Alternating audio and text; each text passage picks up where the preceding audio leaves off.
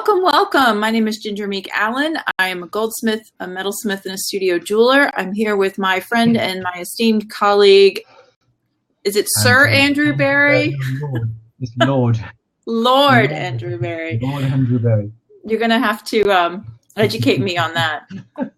It's not something Americans are typically good with. But we're happy that everybody's here. Hello, everybody. And we are going to have a conversation today about jewelry design. And we are so excited. And so let's see. We've got, it looks like there's quite a few people already here. And let me just do a quick lay of the land. If anybody is new, if you want to ask a question and you want it to come up in the question list so that we can be sure we don't miss it, just use /Q at the beginning of your comment. And I'm going to type that just so you can see what it looks like. And that way you will have it there. Let me do one quick thing here. There you go, Andrew. /Q. /Q. That's the one. I've got one too. Like that. Yours is a lot fancier than mine. Whatever works. So we've been thinking about jewelry design, and I made a little list today of some of the aspects of jewelry design. We want to talk about those. I think Andrew and I are going to each talk about what our approaches are. And I also wanted to share with you some of my favorite design tools, and I'm sure Andrew can do that as well. And then the question I want you guys to be thinking about is, what is your approach to jewelry design? So let me just jump right in and we can get going with it. And we have a little bit of show and tell. Andrew and I both have some sketchbooks to show you from years ago. And I have some books that I want to recommend as well. So we're going to just jump right in. Can somebody, I don't know, if you want to let me know that you can hear us both. If somebody could come in the chat and let me know that would be awesome. Yes. I should say hello. Okay. Hello. Yes, both loud and clear. Excellent. Loud and clear. Excellent. Thanks, guys. I was having some sound issues technically this week, so I changed some equipment and I think I'm good. So there are... One of the things Andrew and I talked about in preparing for this today was how he has a design degree in 3D design. My training was in 2D design. And so for us, we're like, well, what is it? What is jewelry design? Because, we just sort of do it. We don't really spend a lot of time thinking about it. And that's kind of why I refer to it as a muscle in one of my tweets, Andrew, is because it's just part of who you are and what you do. And the more years that go by of you doing it, it becomes like a muscle memory. You just do it. You don't even... without even thinking about it. You don't even think about it. That's right. So you agree with that? Yeah, I totally agree with that. I still haven't found the muscle, but it's there somewhere. I don't know where it is. Well... You have it. I know you do. It is there somewhere. And perhaps I don't really exercise it enough. And sometimes you can become quite lazy, I think, with it and just rely on other... what is going on? Too many pings going on in the background. I'm sorry. You can rely on it. You can rely on it too much, and you can rely on other things and other people to influence you, to save you time. But then is that a good thing? I don't think so. Because the list that you sent me frightened the hell out of me. To be honest, can I just say some of the things that you sent me? Yeah, I tell you what, you say them, and I'm going to type them in the chat so everybody can have them. Yes, go ahead. Okay, go ahead. Don't scare me now. Earlier on this afternoon, Ginger sent me a list, aspects of jewelry design to consider. The first one was shape. Okay, which is fair enough. The next one was form, F-O-R-M, form. We've got line, scale, weight, movement, mechanics, You keeping up, Ginger? I'm ahead of you, actually. There it is. Oh wow! Texture, color, contrast, composition, pattern, and function. And Ginger very kindly asked me, would I like to add any others? So I replied, well, there's, I think there was 13 aspects. And I said, well, that's 12 more aspects than what I ever thought of, to be honest. Because it is something that you just smell. In jewelry, you could have something you smell. You can, definitely, yes. You can have some really old pieces of jewelry that you take off people's fingers that really no. I think he's talking about, I know. I'm just having a bit of fun. Those oil diffuser necklaces, Yeah, okay. So yeah, sorry, I won't bring it down to that level. I'll leave it for that hour time before we do that. So a lot of all these things started to frighten me because it's something that I don't consciously think about. Mm-hmm. Perhaps when you start to design, first of all, you're told about all these things to think about, as you say, space and negative space and line and form and balance, and how perhaps a piece would wear, if a brooch would wear, how would it sit upon the user? If it's a pendant, is it too short, too long? Is it going to come, far too low in the bust line? Is it supposed to be up here? So all of these things, I suppose you have a checklist of when you sort of start designing. Think about, have I done that? Yeah, I've done that bit. Have I assessed the weight of the piece? Yeah, I've done that bit. And you have a checklist. And I think the more you go on designing and thinking up ideas, the more you don't consciously start to think about these things, and it comes sort of second nature. Right. So that's why that list scared me. But then once you began to think about it, you realize that you know all these things. Yeah, it's exactly. Yeah, and I think that I was actually, I've only just come back in now. I had a committee meeting, so I had to drive to that. And on the way back, I was talking to myself, as you do, about saying that, I can't remember what I was talking to myself about now. Anyway, carry on. Sorry, I'll come back there when and I haven't even started the bottle of wine yet. Oh, well. So these things, as you look at that list: shape, form, line, scale, weight, movement, mechanics, texture, color, contrast, composition, pattern, and function. A lot of those are specific to 3D objects, like mechanics, for example. Composition applies to 2D or 3D. And weight obviously is an issue because jewelry we have to be able to wear it on our body. So there is a limit to, in general. And I think for some people that threshold is different than it is for others, of course. And then Doug's put a couple down there as well. So yeah, some very, very good ones. I like that. And Doug, I would 100% agree with you. I think you're getting into a higher level, higher order thinking when it comes to jewelry. Into your level, then you're talking about emotion, because I think a lot of what you do, Ginger, is very emotion based. Mm-hmm. It was very difficult for me not to put content and meaning and narrative on that list, because I think you can design effective, aesthetic, beautiful jewelry without doing that. I prefer not to, but I mean, it's just not. It just kind of depends on how you approach it. My belief is that jewelry is really personal, that it's an intimate art form because you wear it on your body. It's heirloom, it's handed down, its stories go with it.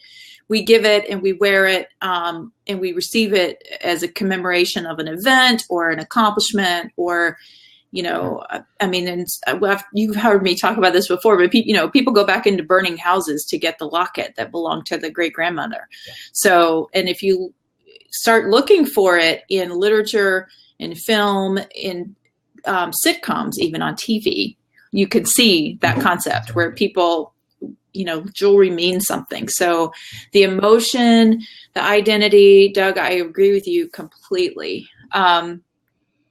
I think perhaps it does depend upon, especially with yourself, you tend to design a lot of pieces that comes with a lot of emotion.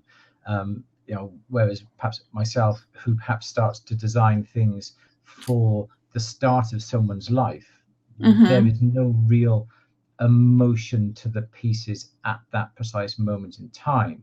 It's only perhaps as perhaps you're using the old gemstones and the old gold that then have been handed down, that then you can then include some emotion into those pieces. But if you're starting off with, brand new piece of gold, brand new, I'll call them brand new gemstones, bought in from stone dealers and whatever, there is no fixed emotion to that piece at the moment. Emotion only comes with a period of age and a period of time with that piece, or if it's passed down from generation to generation. Doug says a lot of his jewelry has to do with production, so cost is a huge consideration as well, and I would agree completely. Yeah. Oh, yeah. And I wanted to share another thing about the way I think about design. And Andrew, tell me what you think about this, in that a lot of times design is sort of the process. Sorry. Carry on. Okay, I'm trying. Design is that process of going to a very general, broad, sky's the limit, we could do anything we want, into a very specific form. So in the process of designing something, you need some parameters so that you can start to hone in on what the piece is going to be about. Those parameters might be something like production cost. They might be things like parameters around, if a client is saying to me, I need to use these 3 diamonds, then those 3 diamonds become a parameter for me. Wearability is a parameter. Like, is the ring got to be low enough to, is it okay if I make the ring high enough that she couldn't get a glove on her hand? You know what I mean? Because I've done that. So there's that a way of sort of honing in. Would you agree? It is. I think it's quite nice to turn around and to design something without limitations, without restrictions, and without, you can. And I'm sure, perhaps I may be speaking out of turning it or whatever, but I'm sure anybody can design. Anybody can get a bit of paper and a pen and come up with a design. But it's actually how you actually can translate that design into the piece, whether it be for a table or a chair or a wall hanging or a piece of jewelry. It comes then you have to start looking then perhaps at, as you say, production costs. But anybody can design something. And I think there's a lot of designers out there who have a name for themselves, who call themselves jewelry designers, but they simply come up with ideas that then are given to somebody else, who then have to work within the parameters of perhaps production costs, materials, whether it'll fit into a certain market. So I think anybody can design, but the skill is honing those designs to something that is acceptable for the final consumer. I remember the phrase that when I was studying design, multiple times I heard this from different professors and different instructors who had different approaches, and that is that form follows function. So you can design wild and crazy, and that's great. And that might just be a fun exercise just for the heck of it. But at the end of the day, if it's going to be worn, if it's, the form does matter, and the form follows function, meaning it's got to fit into a functional parameter, I think. Yes. And that's my opinion. There are a lot of people who would totally disagree with me on that, as far as crazy, bigger is better, all that. But it does, but there's a lot of jewelry out there that is made perhaps within the contemporary scene, that is made with goodness knows what sort of materials that they perhaps come down the catwalks with, that really are not suitable to be worn. Yeah. I'm sorry, I didn't mean to cut you off. Because you look at some of the stuff that, some of the artistic merits may be there, some of the design merits may be there, the actual craftsmanship may be there, but to fit all those three into that piece that has to be worn every day or whatever, it's just not practical. But yet those are the pieces that I think gain the attention of the media and the magazines and the film stars. But to be worn every day, that has emotions into it, that has aesthetics and practicalities and say form and function, it just does not fit into that. And I think that the jewelry then that perhaps we design is not outstanding enough, it is not flamboyant enough, it is not wild enough to capture people's ideas and imaginations. So perhaps our jewelry is slightly under the radar because we fit in with a form and a function and a practicality. I think that now I did have the experience one time of making a necklace for the heck of it because I wanted to. That came down to my ankles. You saw it. Yeah. But in my mind, that is an art piece. That's not really jewelry. I mean, it's a necklace. It's shaped like a necklace. It's got connections. I mean, but it's in a different category in my mind. And I did it kind of for fun. And it was in a museum show. It's traveled, it's been exhibited, and now it hangs in my gallery because, you know, it's just a fun thing that I did one day.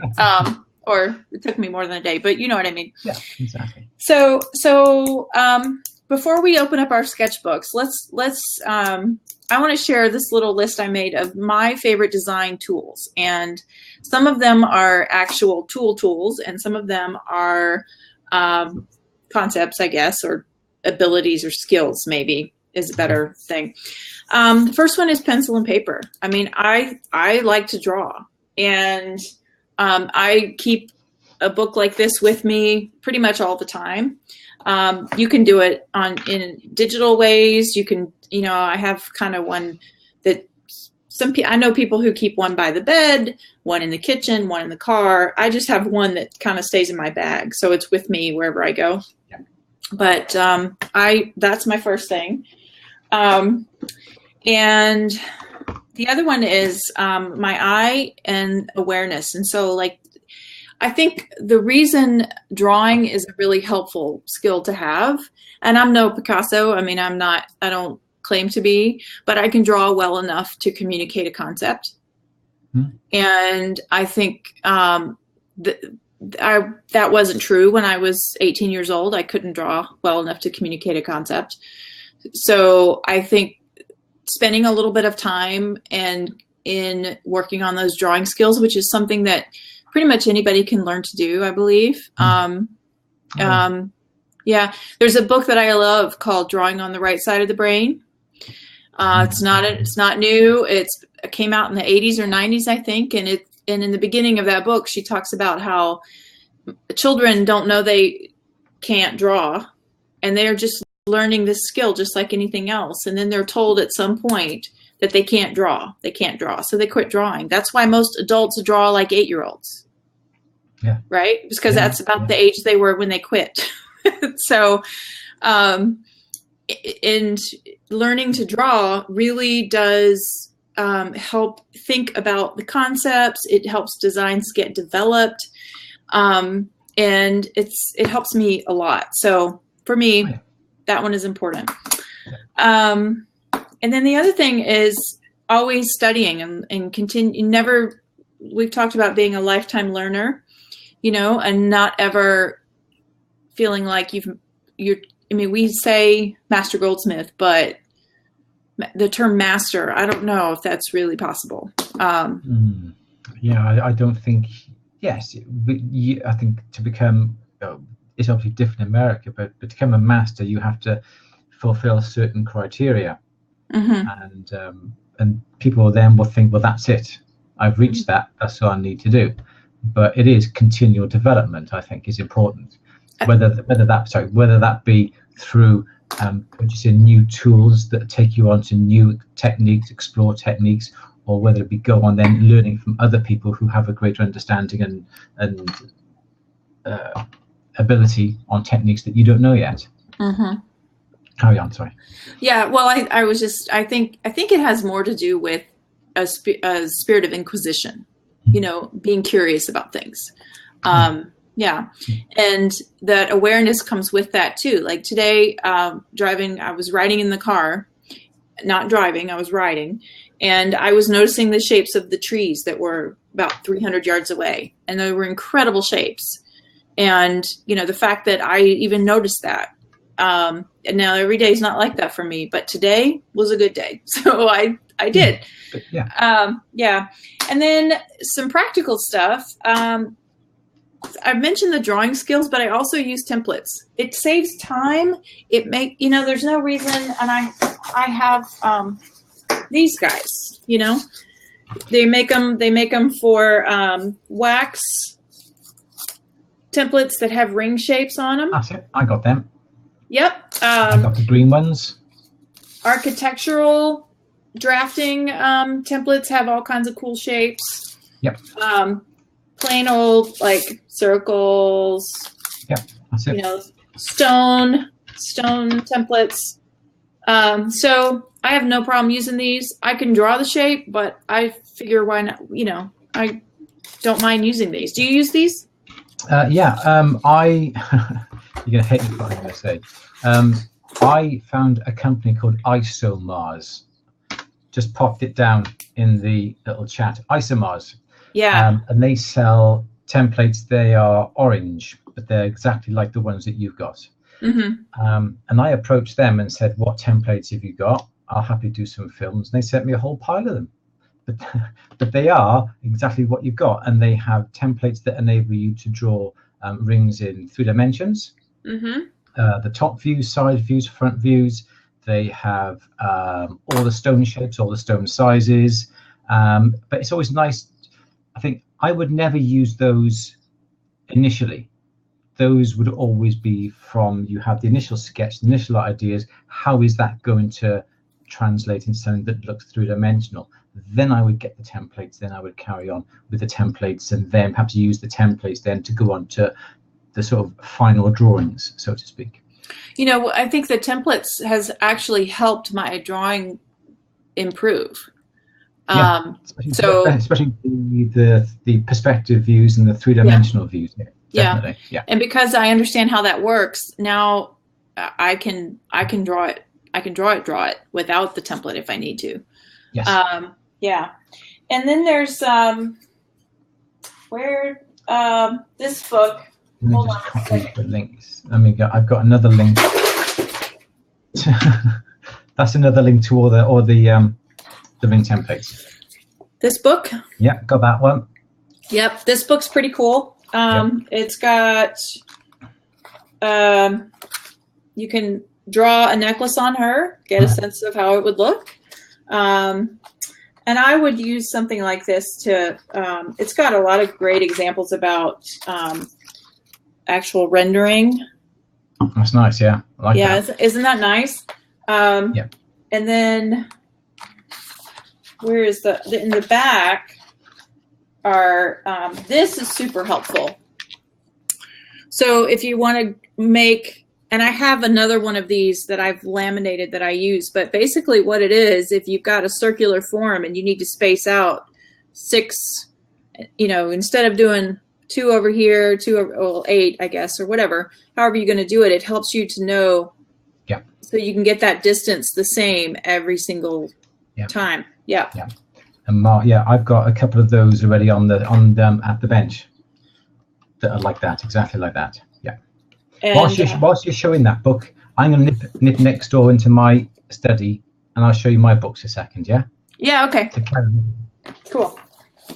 While he's doing that, I'm going to pull out one other book. Now, hold on one second. It all fell on the ground here. This book, Jewelry Design, The Artisan's Reference, Elizabeth Olver. And I meant to look to see if this book was still available. I've had it for a very long time. But for example, it gives you a breakout of different types of pendants. I don't know if you guys can see that. Different kinds, and then photo examples of that. And so here's this book again, Elizabeth Olver. Can you guys hear me? It's so quiet when Andrew's not here. I feel like I'm the only one talking. It's because I am the only one talking. But I've used this book quite a bit. And it helps a lot when I'm working with a client to be able to say, do you use these diagrams? And the client says, I want cufflinks. And then I'll say, which style of cufflink would you like? And this makes that conversation a lot more efficient and a lot easier. And so then I can design according to that. It gives me that parameter that I need to be able to design around. So and then go on. I'm going to put the name of the book in the chat. Go ahead, Andrew. Okay. So I've got a couple of books here. This one is called The Techniques of Jewelry Illustration and Color Rendering. Now that is a cool book because it looks at...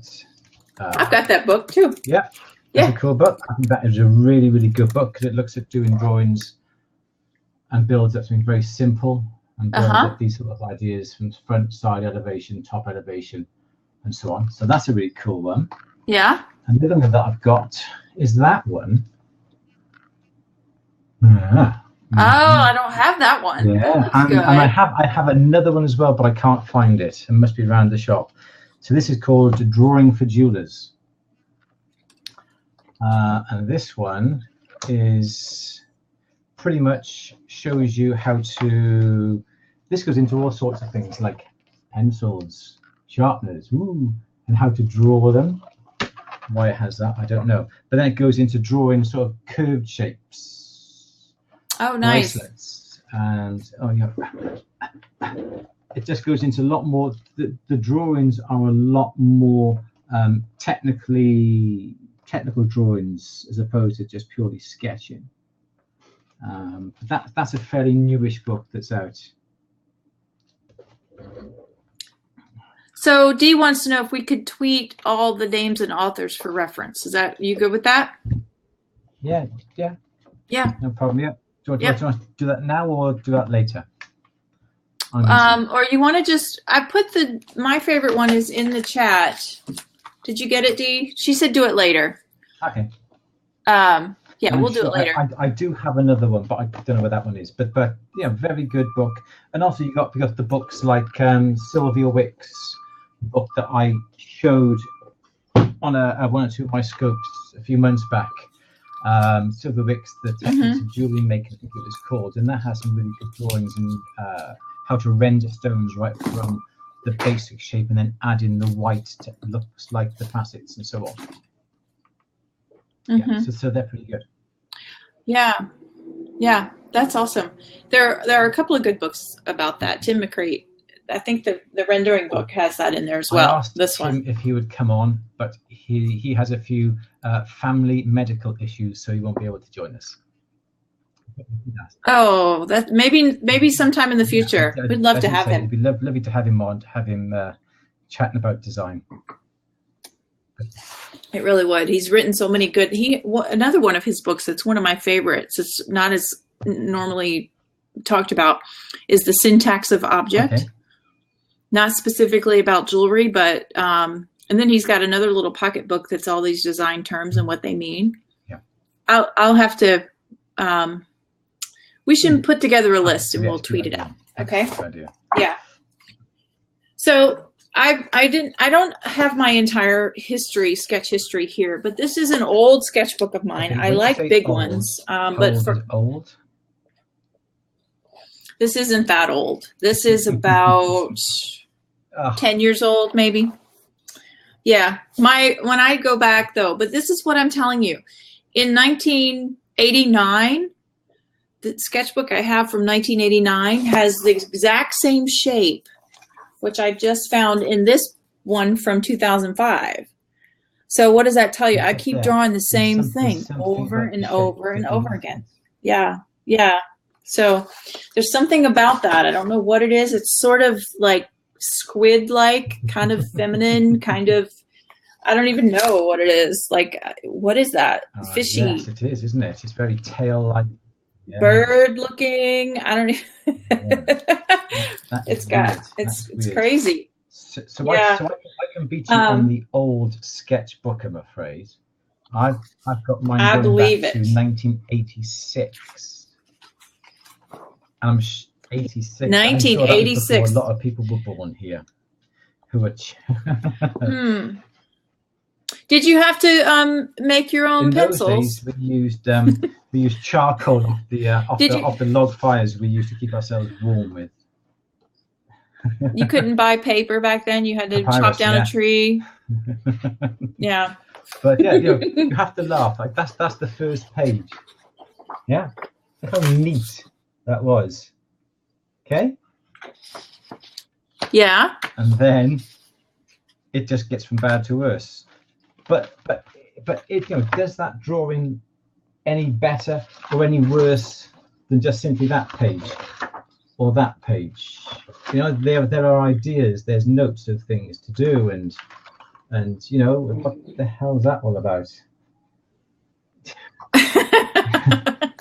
But as you say, you see these shapes, very much like clog-eyed tree of life, ivy, that sort of thing.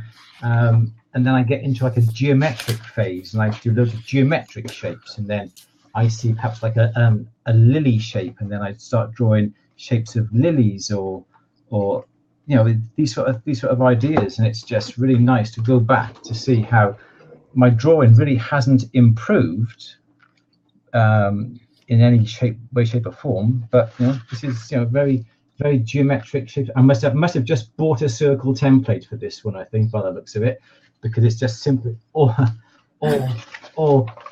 circles and shapes and wires and all this sort of thing. But it's nice to go back, just to revisit, to think, oh yeah, I remember doing that, or I remember these sort of bezel sets and all this sort of idea. But it's nice to keep them, never throw them out, never ever throw them away. Shelley's just shared the link to Tim's website, Tim McCreate's website, where he has practical jewelry rendering for the iPad, and I believe he's got some other design tricks and tools in there. There was one that he used to have where it was a design game where it was a spinner and you flick the little wand in the middle, and you remember that? Yeah. I did that years ago. I printed that out and made myself one of those little things, and it was like when you don't know what to do, you can just spin the spinner and it'll say like, put a patina on it, or mash it with a hammer, or gives you do this thing, just to make things different. And she says he also has an app called Draw Up to help design with those same images. Dee wants me to tell about the exercise I did on Periscope last night. Too, yeah. So I set the camera up I hung it from the chandelier in my dining room. No kidding. And so the camera was suspended up above the dining room table. And I had a red cloth on the table, and I had these 3 long platters that are all exactly the same, shaped like big leaves. And we've just played with those elements, and in the concept of Gestalt, when you take different elements and position them different ways, it totally changes the design. And so something simple like that is a great exercise just to work on that design muscle. And also work into limitations, as you would do if you were given gemstones. Those are the stones you got to work with. Exactly. Yeah, so working within some limitations. And I think that for me, if the customer gives me limitations, great. If they don't, or if I'm just designing for the heck of it, or for my own collection, then I give myself limitations, because I think we need them. I really do. Or maybe that's just me. But then you can look at it on the different way. Your main limitation to perhaps your wholesale side that you're developing is obviously going to be very cost basis as well. So that is a huge and a huge responsibility that you just can't design for the sake of designing and have something big, flamboyant, because cost is such an important part, especially if they are going to be mass produced. Absolutely. So I'm going to flip a few pages in my book, and then I've got another design play exercise. And I think that's the key, as far as developing your eye and your design muscle, is to play. It just helps to play. But here's one that I did for piercings. Yeah. More piercing. And so big. I like having a lot of space. I'm not from Texas, but I do like that. Do you want to draw on that one side of the page and not the other? I think I start on this side, and if I get excited, I go back to the other side. There's like little notes over there or whatever. But I don't know. There's some pages I'm proud of in my book. Yeah, like this piece, I still make this piece. Good. It's in my collection now. A lot of times there's a lot of notes about how to do things, recipes for flux. Here's where I went. This is like, I think I was in a building hinges or something. There's a frog in here I wanted to show you. Okay. A frog. If I can find him.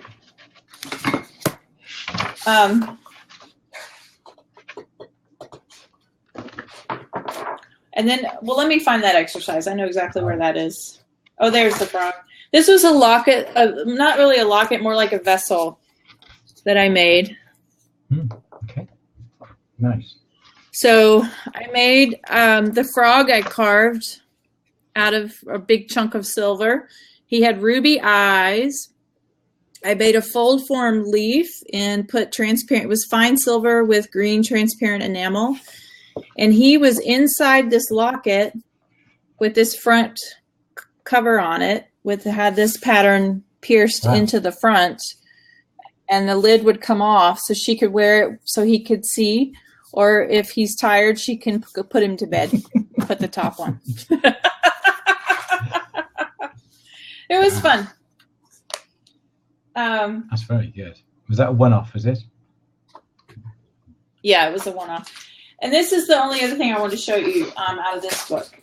So I studied with Marianne Scher, and she's from Raleigh, or lives in Raleigh right now. She's about 96 years old, and she's about 4 feet tall.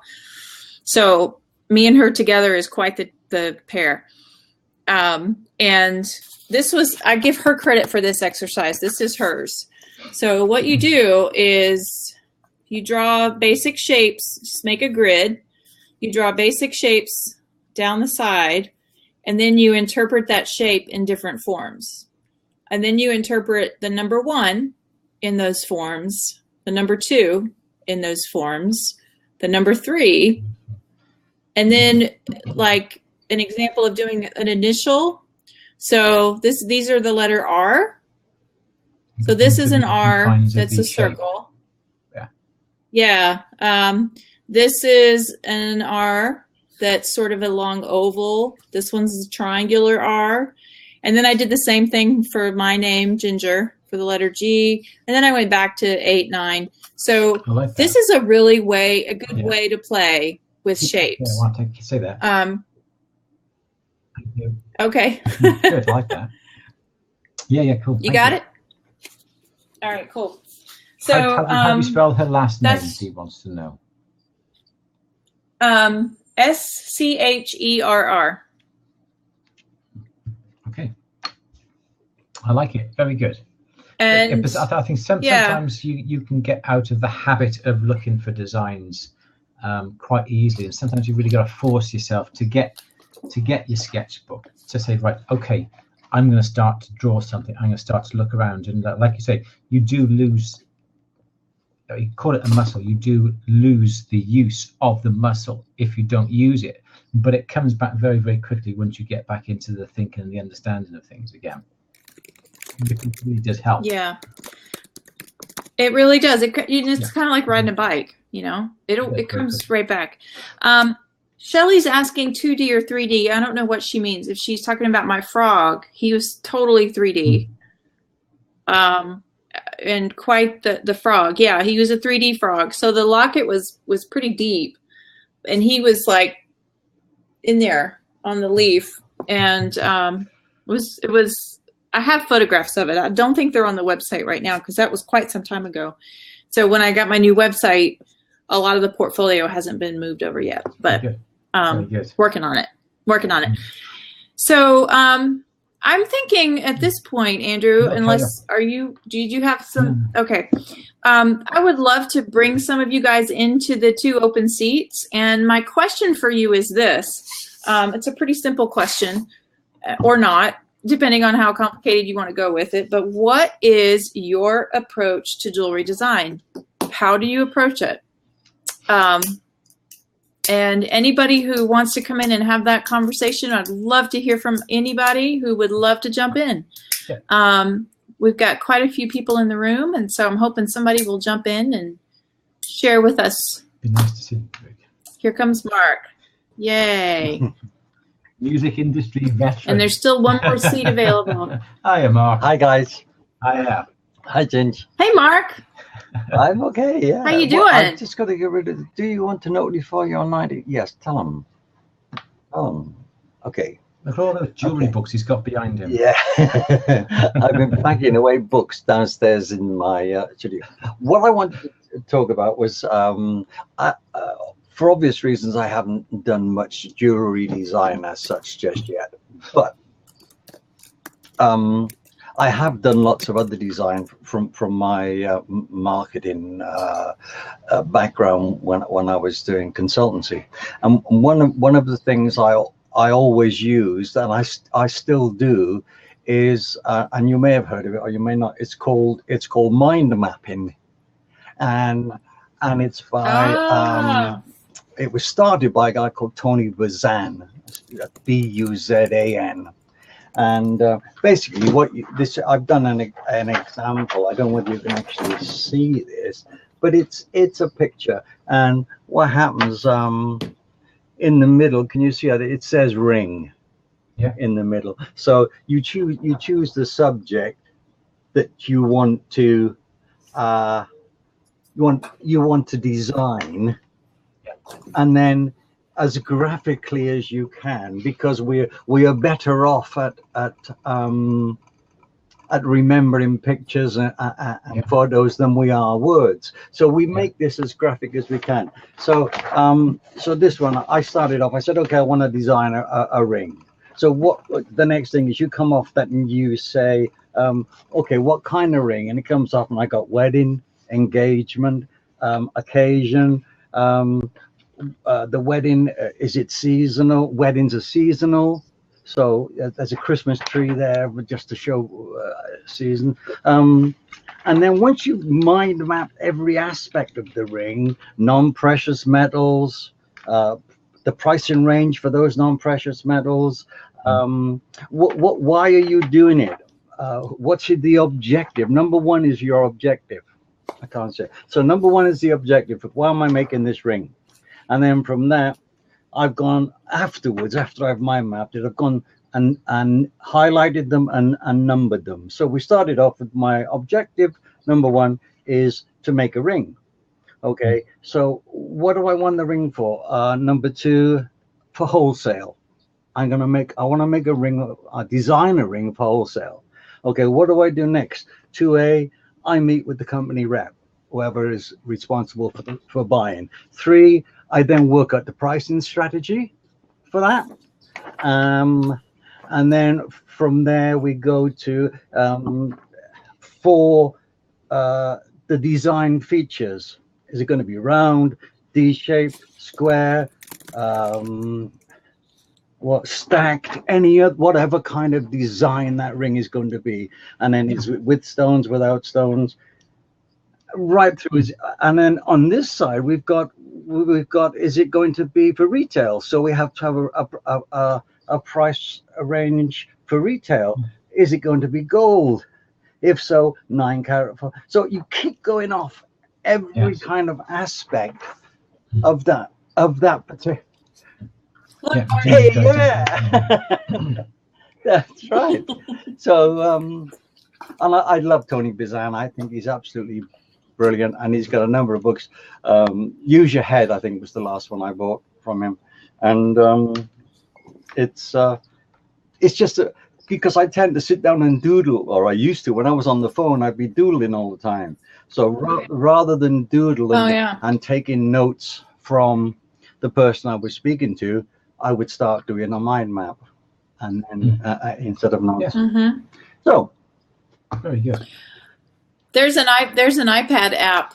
There are several iPad apps designed for mind mapping too. I was pulling up my I don't have it with me. It's on my other iPad. I have 2, but it's the same, where you can just draw out in different shapes, delineate different levels of the concepts. You can get really technical with it if you want, or you can just use it to go, this idea brings me to that one.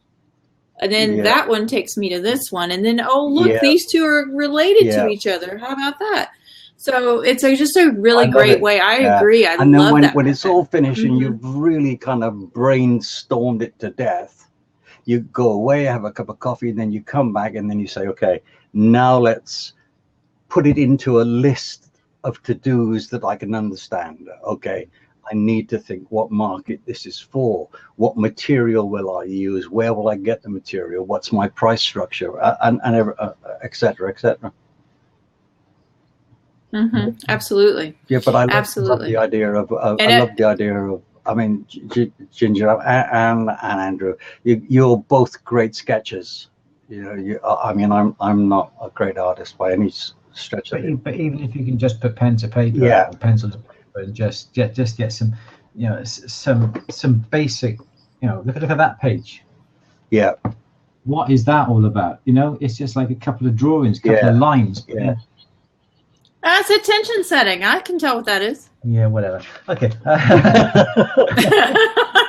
No, and then I go into something, you know, something that's a little bit there. And yes, and then you look at then something like this, then you work on some sort of idea of prices relating to some sort of ideas Yeah. and drawings that we've got there. But it doesn't have to, it can just be a line, it can be a series of lines, it can just be a series of lines. I'm just trying to find something that I just found a little bit earlier. Or it can just be a combination of lines just come together. The same shapes, it's just then sometimes it's the position of the shapes within another shape that looks best on a particular type of symmetry or asymmetry or whatever. And I don't think you have to be any good at drawing, because if you're just drawing these sketchbooks, they are literally just for yourself, and they don't have to be perfect. They don't have to be working drawings. They're just going to be something that will just trigger the mind.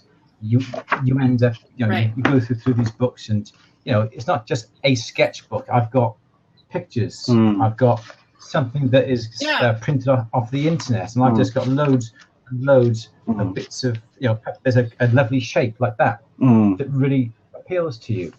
Now, keep it, stick it in your sketchbook, come back to it, and just all this sort of. So what's this here? Yeah. What is that? Look at that. Yeah. That's Yeah. awesome. Yeah. Something I made. Yeah. That's I'll tell you what that is. That's a lot of work. Something I knocked up yesterday evening.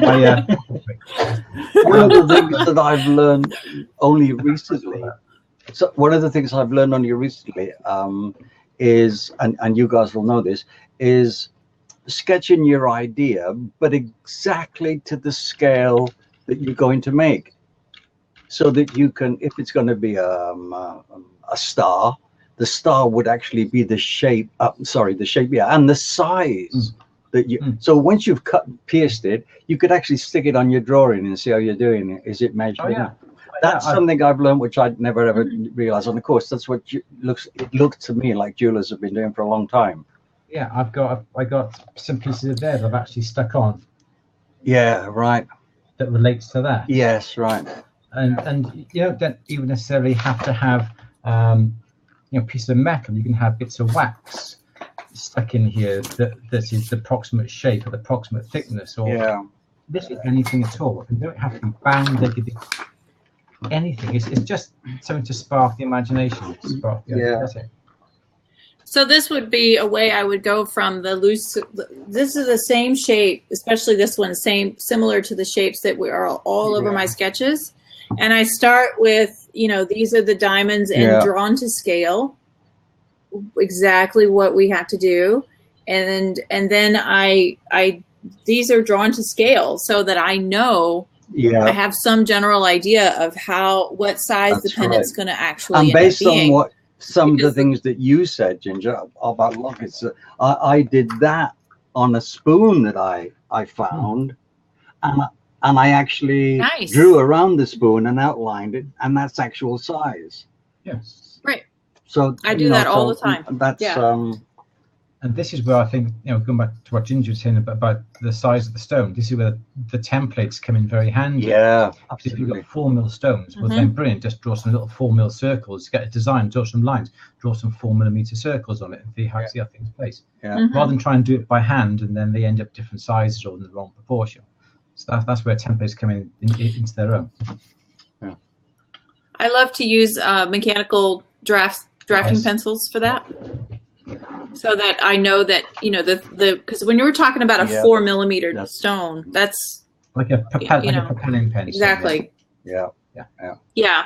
So, and you have to look at the kind of template that you have, because some templates have an allowance Yeah. for the pencil line, Yeah. some don't. And so there's, and I mean, it's not like perfect, but at least I get a I general contacted idea. the guys that Andrew mentioned earlier about their templates in India, and they're so helpful. They're brilliant. And they said they gave me an address I could buy them from at one price. So they said, if you want to buy a few from us, we'll do them at this price. You know, and they were really very helpful. I haven't taken advantage of it yet, but Yeah, I will. I think they sell them through Amazon, and I think Sutton Tools in this country sell them as Right. well. Okay. Yeah. Yeah, they're very good. Okay. That's me. I'm ready Yeah. to. Thank you very much, Bake Mark. cake. Oh, Thank this you is very much. really good. That was good. All right. Well, Yeah. thank you. Thank you. Thank you. Approach it. Shall I- Even though what you were saying, Mark, you had stay there. You had ideas and designs that you did in perhaps say another profession. Yeah. You can still bring them into the jewelry field and adapt them, because That's Mm. true. Yeah. the particular shape of you just showed me that picture before we came on there about that particular chair that you did. Yeah. But even just the shape and the shape of certain chairs, certain tables, you may like the form, you may like the shape, you may like the three-dimensional aspects of it, or the way the joints are put together. Mm. They can all still be related back to jewelry.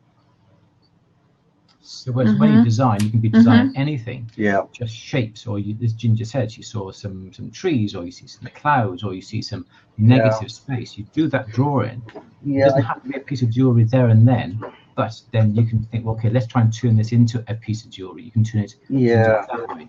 I was doing one time.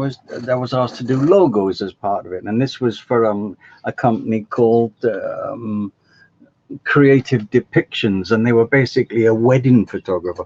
And I was trying to get gold into, because of the gold ring, into their logo. But and then I did a whole bunch of them, and then ended up printing them all out and giving them to them, and they ended up choosing their own, the camera. How annoying. But I mean, by my mapping it first, and doing a bit like what Ginger says when she says she sits down with the client and says, right, what do you want? What's it for? What are you going to use? Is it for something special? Tell me the story. Yeah. And I did a similar kind of thing. What do you do in business? How am I going to get this logo? I'm a wedding photographer. Okay, what does that mean to me? And I mind map it from that with flowers and gold rings and churches and cars and horses and everything. And then try to put together a title, a logo that said all that instantly. Anyway, okay. The worst thing I hate is when someone will come into me and they'll say, we got these stones, I want you to make something. Okay, what had you in mind? I've no idea. Well, it's something that you want to wear every day? I've no idea. And they have no idea. So what do you do? Politely? What do you do in front of them? I tell them to go away. No, I don't. I just say, look, I need to have some idea about, is it something that's going to be passed on? Is it something that you're going to want to wear? Is it a special occasion? Then you have to then start, as you do, Ginger, you then have to start to approach the design and try and work within then the client's limitations. And if they don't know these limitations, then you do have to make suggestions. And perhaps, as we were discussing on the last blab, we have books and folders of just interesting ideas and designs that we've taken from a magazine. They don't have to be jewelry designs or jewelry magazines. It can be in anything. And just say, is it anything here that really sparks your imagination, that you really like, the form, the shape? And then we can go through and work on then try and narrow down what that customer actually wants. And I find that is really the hardest and the longest way to design, when someone says, I have no idea what I want. It doesn't help. Mm-hmm. So one of the questions I use when someone does that is I'll say, so why are you coming to me now? There must have been something that spurred you to do this now, because you've had these stones and this gold sitting in your safe deposit box for what, 20 years now? So why now?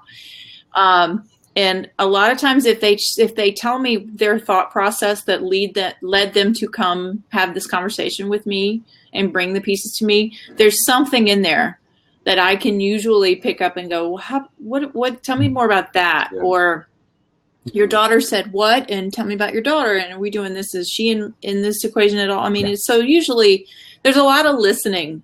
There's a lot of listening there. You mustn't ask closed-end questions. They got to be open-ended. That's right, open questions. That then they can't go or no. Yeah. They have to then start to spill the beans. You can't say, do you want it in red or blue? Because there can only be one answer to that. Yeah. What color would you like it in? Perhaps they're shy and they don't really want to talk too much. They just want you to come up with ideas. I can't remember, was it Rudyard Kipling who said, my 5 serving men, who, what, why, where, and when? And yes. And that, who are you? What do you want it for? When do you want it by? Why do you want it by then? Mm-hmm. When do you want it for who, for why, for where, for when? And you could just keep going round and round. Yeah. But then you'll cover everything. Who, what, why, where, and when. Exactly. And how. And a lot of... Yeah, and how, and oftentimes I will let the customer talk, and because when they come in to me, or if it's on Skype or however we're doing it, I let them say what they need to say, and then once they've emptied their brain of everything that is what they perceive as their motive, and then that's when I go a little deeper with them if it's appropriate. Sometimes it's not needed. Sometimes they've thought it all through and they're good and it's time to design. Other times, there's that whole, I'm not sure what I want, and if that's what I'm getting, then, that's when I start asking the open-ended questions. Shelley says, she says, shine a bright light on them and stand behind them until they spill the beans. Yeah. Oh, yeah. Yeah. Is there anybody else who want to come on just to have a chat and about their sort of design process and what they want to do? Anybody? I think we have 266 people watching. Yes, that's amazing. 266. Anybody want to just have a chat about design, or whether you're something else and just want to pitch in with some thoughts? Can I throw a stone and see where the ripples go? What about us creating? So, there's been a couple of things tonight, and somebody have said, and Ginger said, okay, we'll tweet the list later or whatever. Maybe would it be an idea if we had a page, maybe a closed Facebook page? I know there's one already. Okay, but that certainly caused a few ripples. Yeah. But I don't know, because it always seems to be very much the same gang. It's Dee and it's Shelley and it's Kelly, and it would be a great way of sharing information quickly, simply, and post it. Oh, have I got an idea? Boom, stick it on the page, perhaps. Well, and in doing so in a way that's in response to conversations that we've already had, why don't we talk about that at another time? Maybe Andrew and I can brainstorm the best way to do that, and we'll just go from there. I hear what you're saying, and I think there is a need for that. So I would agree. Yeah. So, thank you, Mark. We had somebody wanting to come in and they went away. Do you know who that is? Oh, dear. I missed that. Yeah, I saw a name come up and now it's gone. So again, we'd love to have anybody who wants to jump in and discuss design with us. Let's see. Christy asked an interesting question, Andrew, and I see you responded to it about handling a keepsake request where they want copyrighted material. Disney, for example. Yeah, because I was asked a couple of weeks ago to do to make something. Excuse me, I have to just nip out. No, that's fine. So I was asked a couple of weeks ago to design something that a manufacturer, not design, to make something the same as a manufacturer has discontinued. And I said, I'm awfully sorry, but I'm not making the exact replica of that because I respect their design, and it's not right for me to copy somebody else's designs. And they go, oh yeah, sorry, yeah, I didn't. I said, I'm happy to do it, but I'm happy to do something based upon that idea. And it's actually something that I was casting with that silver the other day. And so it's basically very, very similar, but it's in a different theme, it's a different way, and the gold that we're applying upon the silver is applied differently in a different place. It's similar because you can't get around a star shape any other way, but there are other ways to approach the design. And I would not turn around and say, look, this is what this company has made, or, going back to these ideas, I want you to copy this exactly the same because I know I can buy it from you cheaper than, I don't know, Tiffany or Gucci or whatever. I would never do that because that is not right. Yeah. Well, I think legally in the U.S., I believe you have to alter it 30%. That's what I've heard. Yeah. I think, does that sound right? I'm no expert on that. I'm not quite sure. Is it only 10? I was thinking it was 30. Doug says 10. Okay. So I think, on the other hand, I think that... Is that fair to that designer just to do it by 10%? I don't think that's fair. I'm just saying that's what the law is. I personally wouldn't do it. It's been done to me, and it's not fun. However, I will say that I have a pretty open approach to sharing my work. I'm not worried about people stealing it because, even though it has happened to me, but they made one piece, they never made it again, and they're not me. So they're not going to be able to duplicate what I do. And, and truly when you were talking earlier about the distinction between a designer and a maker. And I think a maker, you can be a maker without being a designer. You can be a designer without being a maker. But if you're both, I think that those are the people who do both and do it well are the ones that really don't have anything to worry about because it's your own personal spirit. Your energy is in that, and nobody can steal that from you. So that's my view. Anybody can copy something else, and there's no thought, there's no imagination, there's no love, there's no passion into it. It's like what we do on our at the Bench website. We do training films. It's nothing new. It's the same technique that has been used for thousands of years. It's how you actually come across and how you approach it, and anybody can show you how to pierce, but it's how you approach it and how you come across with your enthusiasm, and that's what no one then can take off you. So anybody can copy anything, and to me, that's we all have the ability to do that, but there's no imagination, there's no thought, and I think that is a real cheapskate and easy way out. So it's actually it's the lowest of the low. I think it is. So Christy's saying that they wanted her to make her own design, but put Disney pierced images on it. And I guess what I would say is that if you're taking Mickey Mouse, for example, you're interpreting Mickey in your voice. I don't know, maybe you've got two little black half circles in that somewhere in the design. I don't know. I mean, I think that is you processing something that you see, right? Yeah. And that's somehow different than trying to make an exact replica of Mickey Mouse with the red shirt and the shoes and the white shorts or whatever he has on that day. So. But then, yes, you have to be very careful you don't infringe upon copyrights and trademarks and everything else. People may say, well, it doesn't matter. I'm only making a one-off. That's still not right. It doesn't matter whether it's a one-off. Well, and the question I would ask too, if that project is that really, that may be, I think doing commission work this is a question you have to find out what your answer is. And the question is, what do you want your work to be about? Yeah. It is possible to be a jeweler who takes in commission work and all you ever do is make exactly what people say.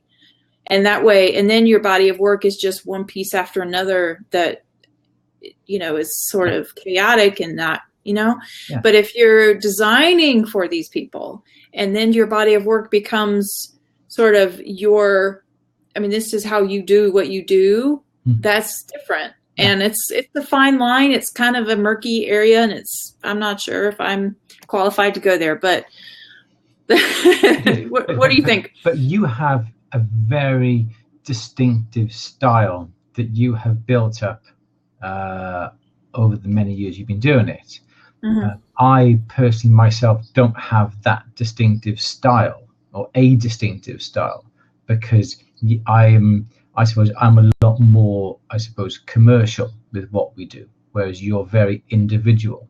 Mm-hmm. So you have a particular style. So I haven't gone down the avenue, and I wish I had from an early age, of going down a particular avenue and having a particular style and certain techniques that indicate a particular style of jewelry making, whether it be setting or shape or form or color and that sort of thing.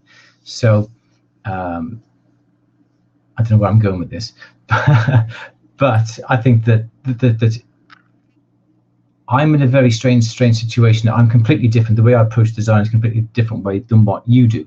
Yeah, which is why we're having this conversation. Exactly, but everyone designs differently, whether you're designing for yourself or whether you're designing for somebody else or for a particular subject, and it is all different. And I sometimes I wish now that I had my own identity, but I chose when I was at an early age not to. I chose more to go down the commercial aspect because I wanted to make money, not make money because a lot of it, but I just wanted to have the ability to have an income coming in. And I could see that starting my own collection or my own design would have taken a long time to generate income than what I've done. Does that make sense? It does. Yeah. Does that make sense? It does. I'm following you, and I know what you mean. So I am trying very hard to come up with a collection, with an idea, but the problem is I'm stuck because I am in a shop with a retail shop and a workshop, and I have to do what the shop wants of me, which is very commercial, very basically doing repairs and commissions what people want. They don't necessarily want something that is really weird and wacky and not wearable. It has to be all fitting in with what they want. And I think where I am in the United Kingdom, it's very traditional. It's not the age group is quite elderly or old, I'll say. So they have a particular style. I have to design things that fit in with them. If I was in a big city with lots of young people and very vibrant community, then perhaps my designs would be that way inclined. So sounds like one of the things you're saying, which is very interesting to me, because you saying that you're not, you're sort of putting down your design abilities. Is that what I'm hearing? No, I'm not putting them down. I have my design. That's not what I meant. That's not what I meant. But I'm not being able to be. I don't have I know you'll come back to time, and you're going to tell me the opposite. I don't have time to be creative, to be producing my own bits and pieces, because I have everything else in my life that takes up the time.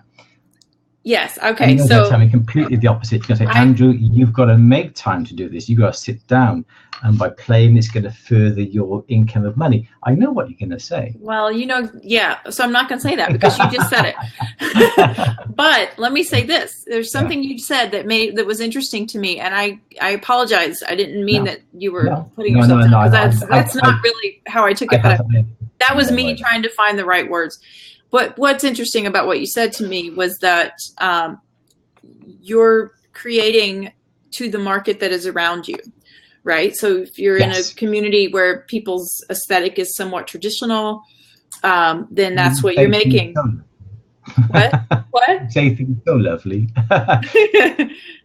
You say things very nicely. Well, that's what I heard in what you said, and that's really interesting to me, because I think, if Picasso had grown up in Texas, who knows what he would have made? Do you know what I mean? Yeah. I think we create in many times in response to what's around us.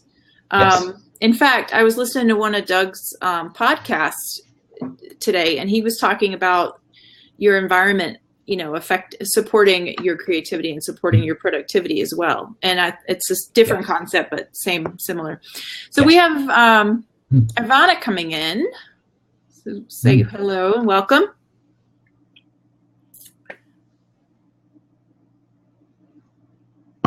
And Dronis agrees. Environment definitely affects our thoughts. It does. Hello. Hi. Ivana. Hello. Hiya. Hello. Hi. Hiya. Hi. How do we pronounce your name? Ivana. Ivana. Yes. Well, welcome. Thank you. It's Spanish. It's a Tell- Spanish name. It's Spanish. Where are you? Where are you from? Valencia. I'm sorry. Did you say Venice? Italy? Do you listen me? Well, I can hear Yes, you. Did you say I can hear you. Venezia? Yes. Is that in Venice, Italy, I guess, correct? yeah, Okay, good. it's My- correct. My Italian is a little bit rusty, I'm afraid.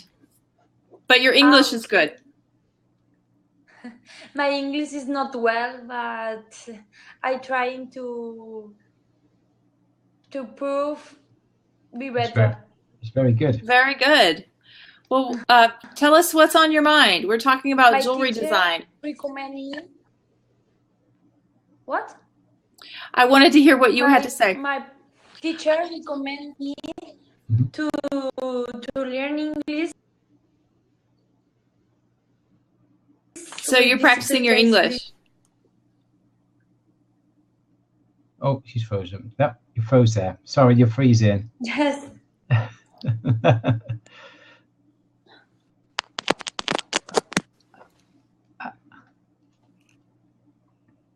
Oh, Valencia, Spain. Drenis, can you come in? You speak Spanish, right?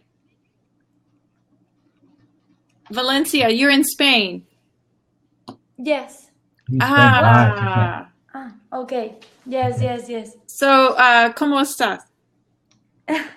Bien, gracias. ¿Y tú? Bien. And where do you live? I am in North Carolina in the United States. Ah, okay. And Andrew? I'm in the United Kingdom. In the UK. Oh, Yeah. yes. And do you practice in this app for what? This blab is about jewelry. We are both goldsmiths and jewelers. We make jewelry. Like jewelry? Oh, yes. Yeah. Mm-hmm. Yes, I understand. Do you make jewelry? No? What? Do you make jewelry? Do you make? No. Okay. No. Do you make jewelry? Okay. Do you like jewelry? Yeah. Usually I use them. Ah, yes. Okay, Yes. I love this. But now I'm in train of go to the bed and I don't wear anything. It must be very late. Yes. Well, thank you for coming in. It was so nice to meet you. Nice to meet you Thank too. you very much, Ivana. Okay, bye. Bye.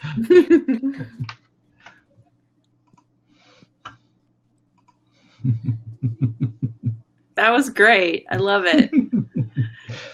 Her, I wanted to just have her just go off speak Spanish so I could just listen to her.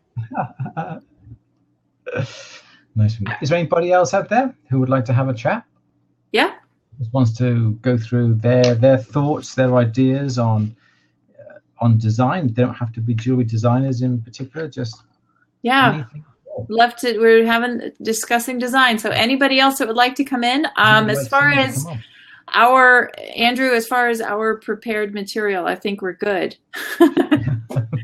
Hey, Shelley. Shelley, is she on the back today? She is. You on your back? I am, Yeah. but I've got my hair's in a mess. Oh my God! Look at mine. Don't worry about that, Shelley. My gosh.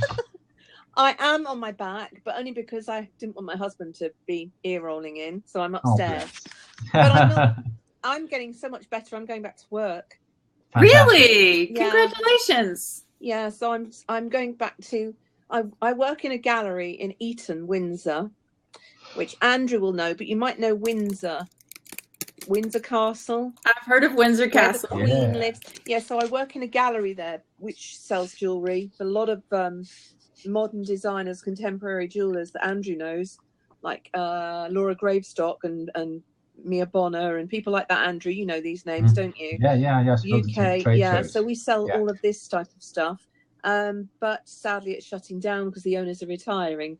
So I'm going back to finish off there until the end of the year. But after That's that, it is sad because I love that job.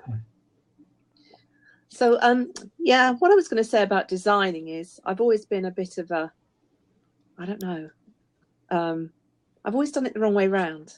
It infuriates people, especially at college it did. So I've always done it the wrong way round, where I'll have ideas, loads of ideas, and I'll whack them down on paper or whatever, and they usually come to me about 3 a.m. I used to spend all of my college years sat in my little spare room doing my design work at 3 a.m. I'll whack it all down on paper, and then later on I'll go back and I'll look at it and work it into a kind of a process. What's it for? You know, suitability, what material, is it going to work? So rather than doing the mind mapping thing, which was told for years I should do, my brain doesn't work that way. It doesn't work sort of laterally, logically at first. Mhm. It works creatively, and then I backtrack and Yeah. work in the lateral way of thinking. And if something doesn't work, I'm quite happy to dispense with it. But I have to, as the ideas pop into my head like little bubbles, doot, doot, doot, there they go. Yeah. I have to grab them and put them down Yes. for fear of losing them. Well, I love what you just said. My brain doesn't work that way. And I think that's fantastic to know that. I think I've spent too many years beating myself up because I'm not wired a certain way, like whether it's work related or anything else for that matter. And there are there are different styles, and no one style is better or worse than the other. So knowing what your style is and knowing how your brain works, how do you process ideas? Some people prefer to never draw anything and just go straight to the materials, and that's fine. I mean, I think it's important to not, we have to have compassion for ourselves and for our own process, whatever that is. I Does just that used to pretend in the end to make sure I was not crossing the tutors. I'd still do my own little thing, but then I'd make it look like, oh, and yeah, I'm going to work it out on this piece of paper, but that would always be done secondarily to the idea. Yes. That's just the way my mind works. That's it. Yeah, but but sometimes you when it comes, nothing can beat a sketchbook and a paper, because there are no limitations, there are no boundaries. I think I said when I was doing one of my periscopes on CAD CAM and using things like Matrix or Dual CAD or Rhino Gold or whatever, if you're trying to design purely using that software, you are so limited to your knowledge of that software and what is available with that software, that absolutely every design is always the same. Because Shelley was on the course up in Sedbergh when we did the CAD CAM with Jewelsmith, and I'm not quite sure which program you had, Shelley, but now I think Jewelsmith has settings and shanks, and you can just pull a setting into place, pull a shank into place. Hey, designed it. Yeah, but is that really design? You're only designing within the limitations of the program. And I think that you cannot beat an old IKEA pencil that I seem to have a desk full Mark of. is stealing from IKEA again, They honestly. just happen to be in my pocket when I walk out. And a bit of paper, there are no limitations. There is no limitations to what you can do on a pen and paper. On a computer, there are so many limitations. Yeah, I totally agree. But there's a place for this, because you can design upon the paper, then you can scan that paper into the software, and then you can work the software then on the design. So you're basing your CAD/CAM designs upon an actual freehand sketch. Do you know what I found fairly sad recently? Yeah. I did graphic design as my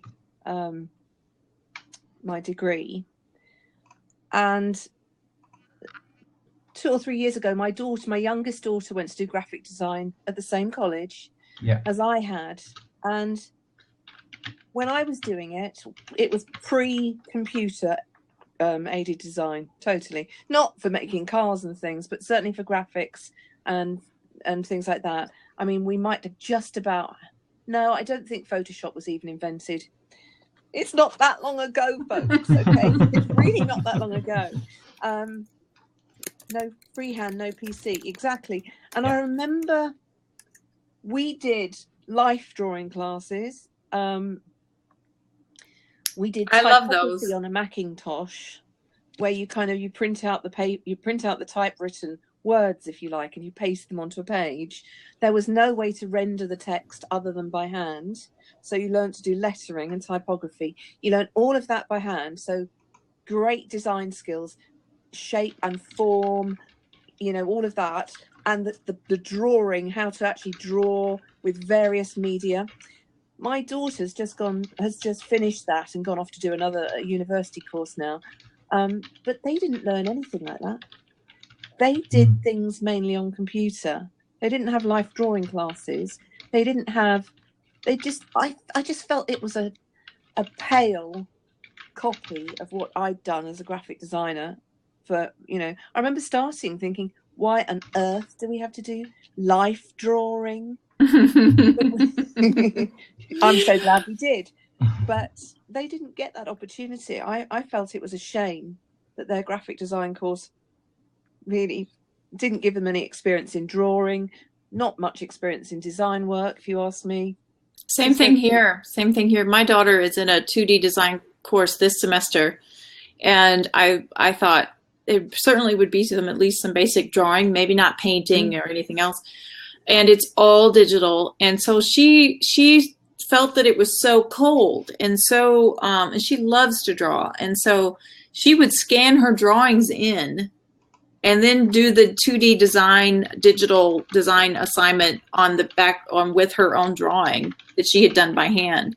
I am thinking about getting her one of those, what do you call the drawing?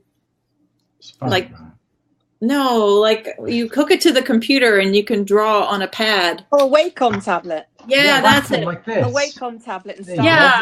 Yeah. I think I might get. I used to use one of those because I have my own design agency, and I struggle to learn. I can't get this straight. I struggle to learn Photoshop, but at least I had the design ability.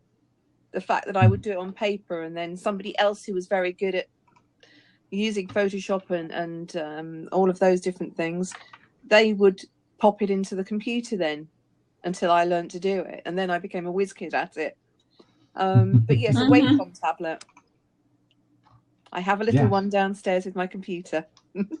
Yeah, we've got a lot of good comments coming in about Letraset and Rubylith. I remember that. Yeah, that's right. Yeah. Jules says that she was a graphic designer as well, and half the curriculum was digital.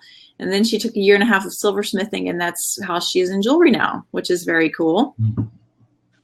Some good comments. Yeah, very good comments. But yeah, Letraset, we had the book. When I was in uni, but we bought the book of all the different types that you could get. Yeah. And that was absolutely brilliant. I loved it. I'm writing that down. Wacom tablet for Olivia's Christmas present. Don't tell her. Shh. No. She might watch this replay. And speaking of which, Intuos 3, mine is there. Yeah, is that a good one? Intuos 3, yeah, and it comes with a mouse and a pen as well. Okay, and there's a nice hard point on that pen. Oh yeah, you can get replaceable tips, and you can turn it over, then you can erase with that. Nice. And on the tablet, it has customized little buttons that you can program as well. Mm-hmm. Perfect. I love it. So we are. Oh, here comes Mark. He wants to tell us something. I think he's going to comment on that. Yeah, Mark. Just very quickly. Okay. Yeah, I've gone through the Wacom things as well, Wacom or whatever they call it. This is the one that I have, and I forget what it's called. It's the Intuos 4, I think.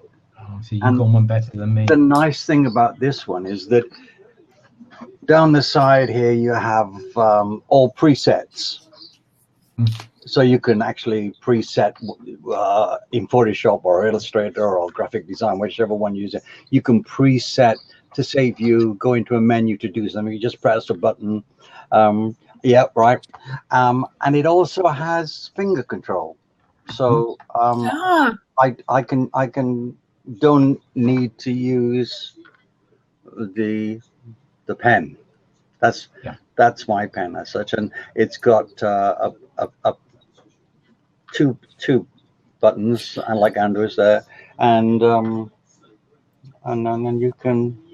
I don't know if you can see it going on the page or not. Anyway, I bought that one. It's a couple of years ago now. I think it's not the latest, but there is the Cintiq, which is absolutely gorgeous. Which you actually, it's like a screen, like a monitor screen you have on your lap, and you draw actually on the screen. Oh, right. Interesting. So you can actually see the picture you're drawing on your lap or on your desk or whatever.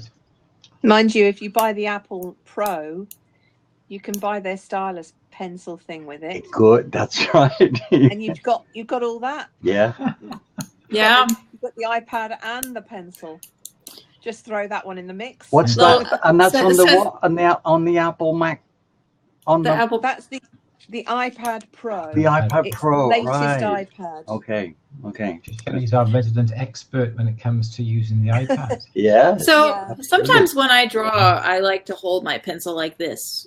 Would you have to, with the Wacom or the Cintiq, would you have to hold it straight up, or can you? As long as the point is in contact with the pad. You know, I like to kind of that angle. You can do that with it. Yeah. That way, whatever. As long as the point is in contact with the pad. Yeah. Nice. And, and you have in this is the stand that goes on the thing for holding it, and in there you have a selection of different ends. So you've got soft, hard, whatever, depending on what you want, which is handy. Very nice. I bought it for my photography, really. Folder. Not as posh as yours, Mark. I bought mine for the photography because it's so quick and easy. It's great for just going in and plunking the color and doing the contrast and it's great. So that was just thought I'd throw that in. Thank you, brilliant. See, me and Andrew, Welsh Wackoms. Welsh Wacom users. I used to live in Maidenhead, Shelley. Did you? Yeah. Well, I'm half Welsh and half Irish. Oh, very great. I just happen to live in Berkshire. The top of the leaks to you. Oh, is it? Oh no, top of the mountain. Yay. Yeah, Elton, you're in Elton John country. Elton John lives in Windsor, doesn't he? Oh, really? Yeah. I've never seen him. Elton John is my about my 10th favorite Brit after Andrew Barry and Mark and Shelley. So we had a bunch. So we've got a lot of action in the chat, and Dee said she would rather have a rolling mill than the drawing stuff, and somebody else said, "What's a rolling mill?"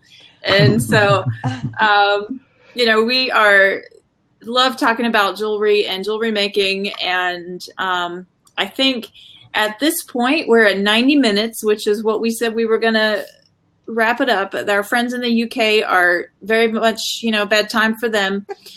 And Yeah. I've just I'm had in a bed new mattress. already. I've just had a new mattress delivered today, and I want to go and try it out. Oh. If you know what I mean. we don't need to know any more No, than No. You don't want to go there. No. I found what organic jewelry making meant today.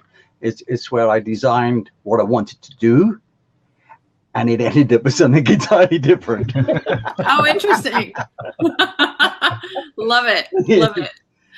That's awesome. Well, guys, thanks for everybody for coming in. We're going to go ahead and wrap it up. Andrew's going to do all his own stunts, not anything to do with the new mattress.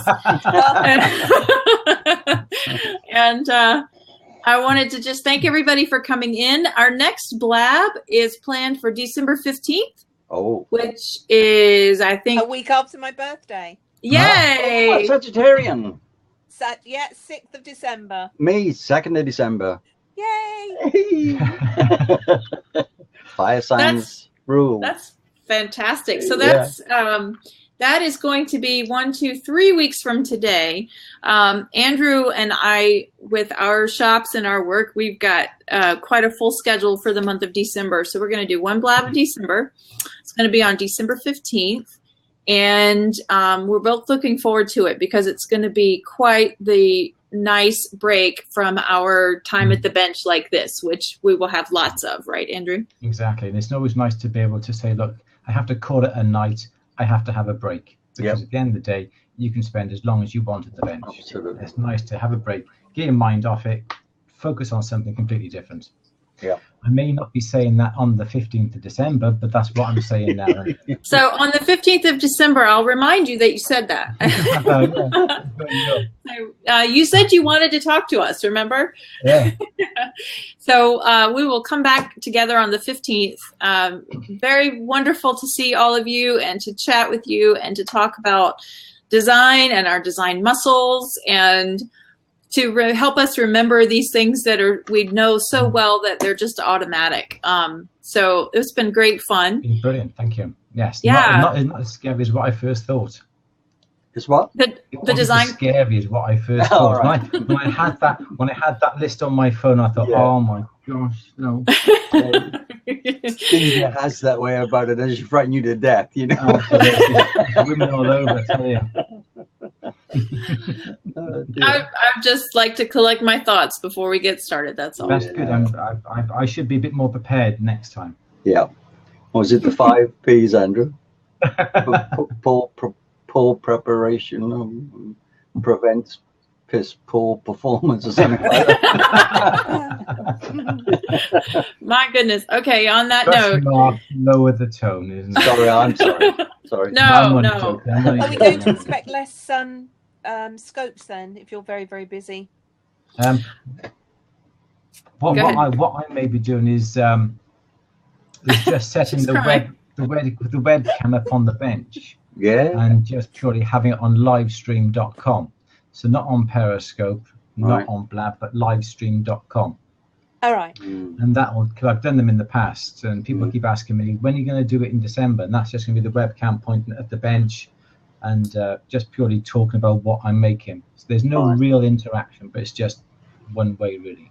No. So that's what I could well be doing. And while I'm at my bench, I can have my laptop going with Andrew on livestream.com. And maybe I will scope. I don't promise that I will do it every day, but I will. I'm not going to disappear. Yeah. So Yeah, I'll be around. I think it'd be nice to see, because at the moment I'm not really showing what I make, because by the time I scope, everything's been put away, all the staff have gone home, everything's in the safe, and I got nothing to show. But perhaps then throughout the month of December, perhaps I'll be doing something, perhaps about a work in progress, or this is what I'm going to be doing tonight, and so forth. So maybe a bit more interesting.